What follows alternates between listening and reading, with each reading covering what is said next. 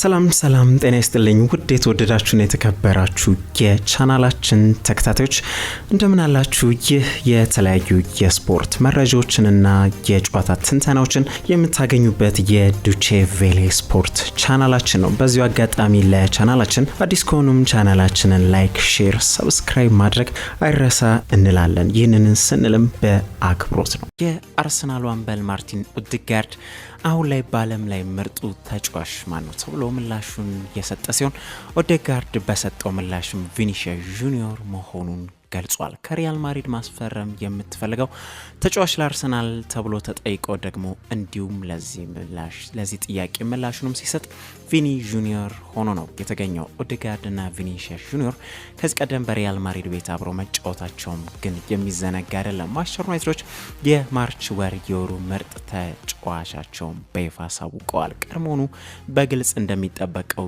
የቀይ ሰይጣኖቹ አምበል ብሩኖ ፈርናንዴዝ የማርች ወር የወሩ ምርጥ ተጫዋች ተብሎ መመረጥ ችሏል። ፖርቹጋላዊ ተጫዋች 88% ድምጽ አግኝቶም ነው አሸናፊ ሆኖ የተገኘው። ብሩኖ በተከታታይ ወርም የወሩ የምርጥ ተጫዋች ተብሎ መመረጥም ችሏል። ይህም የማንቸስተር ዩናይትዶች ግን ማለት ነው ዘንድሮ ለሁለተኛ ጊዜውም ነው የክለቡ የማንቸስተር ዩናይትድ የወሩ ምርጥ ተጫዋች ተብሎ አሸናፊ መሆን የቻለው። በአሁኑ ደግሞ ማቲያስ ደ ሊግትና ካሴሚሮም በልጦም ነው አሸናፊ መሆን የቻለው። ብሩኖ ፈርናንዴዝ በወሩ 5 ጨዋታዎችን አከናውኖ 6 ግቦችን ከመረብ ጋር አገናኝቶ 2 ደግሞ ለግብ የሚሆኑ ኳሶችን አምሻሽቶ በማቀበል አስደናቂ ብቃትን ማስመልከት የቻለ ተጫዋች ነው። የሰሜን ለንደኑ ክለብ አርሰናል ከኒውካስል ዩናይትድ አማካኝ ተጫዋች ብሩኖ ጊማሬሽ ጋር ስማቸው በተደጋጋሚ ሲያያዝ ይታወቃል። አሁን ላይ እውቁ ጋዜጠኛ ዴቪድ ኦርንስተን ግን ስለ አርሰናልና ብሩኖ ጊማሬሽ በሰጠው አስተያየት ብሩኖ ጊማሬሽ ኒውካስልን ሲለቅ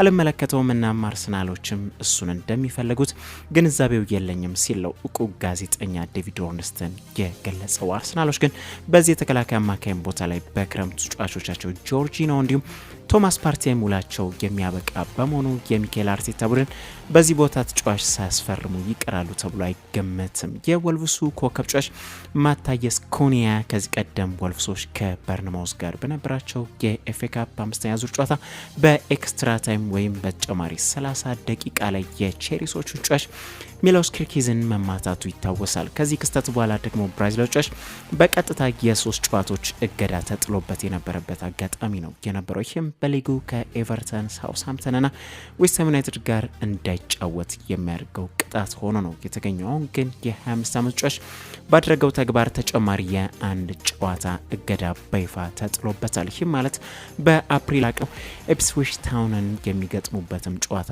ያመልጧል ማለት ነው። ለየትኛው ጨዋታ ቅጣቱን ጨርሶ ይመለሳል ለሚለው ደግሞ በአፕሪል 13 ለቶትናም ሆትስፐር ጨዋታ ይመለሳል ማለት ነው። ኩኒያ ከተጨማሪ አንድ ጨዋታ ገደው በተጨማሪም የ50,000 ፓውንድ የገንዘብ ቅጣትም ተጥሎበት ተገኝቷል።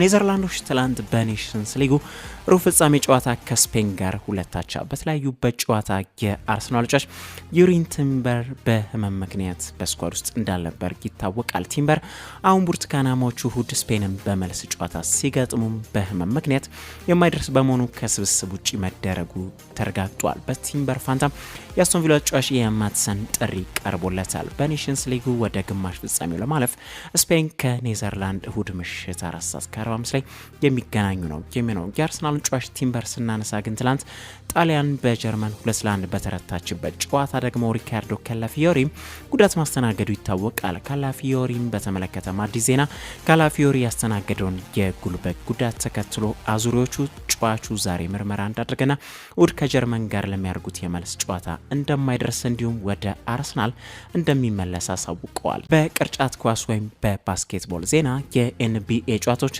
መደረጋቸውን ሲቀጥሉ ዛሬ በተደረጉ የተመረጡ ጨዋታዎችም ኤልኤ ሌከርሶች በኮርታቸው በሚልዋኪ ባክስ 118-89 በሆነ ውጤት ተረቷል። በጨዋታው የባክሱ ኮከብ ተጫዋች ያኒስ አንቴቶኩምቦ የጨዋታውን ከፍተኛ ነጥብ ያስቆጠረ ሲሆን 28 ነጥቦችን ማስቆጠር ችሏል። እንዲሁም 7 ሪባውንዶችንና 4 አሲስቶችን ማስመዝግቧል። በዚህ ጨዋታ በተሸናፊዎቹ ሌከርሶች በኩል የሆነውና የሊብሮን ጄምስ ልጅ የሆነው ብሮኒ ጄምስ ደግሞ በሙያው ከፍተኛ ነጥቡን ያስቆጠረ ሲሆን 17 ነጥቦችን ማስቆጠር ችሏል። ሌከርሶች አሁን ላይ በዌስተርን ኮንፈረንስ 4 ደረጃ ላይ ተቀምጠው የሚገኙ ሲሆን ድል አድራጊዎቹ ባክሶች ደግሞ በኢስተርን ኮንፈረንስ 5 ደረጃ ላይ ተቀምጠው የሚገኙ ቡድን ናቸው። የነ ስቴፈን ካሪ ቡድን የሆኑት ጎልደን ስቴት ዋሪየርሶች ደግሞ ቶሮንቶ ራፕተርስን 117 ላይ 114 በሆነ ውጤት ሊያሸንፉ ችሏል። በጨዋታ የዋሪየርስ ጨዋታ ጂሚ ባትለር ትሪፕል ደብል የሰራ ሲሆን 16 ነጥቦችን አስቆጥሮ 11 ሪባውንዶችን አድርጎ 12 ደግሞ አሲስቶችን አስመዝግቧል። ዋሪየርሶች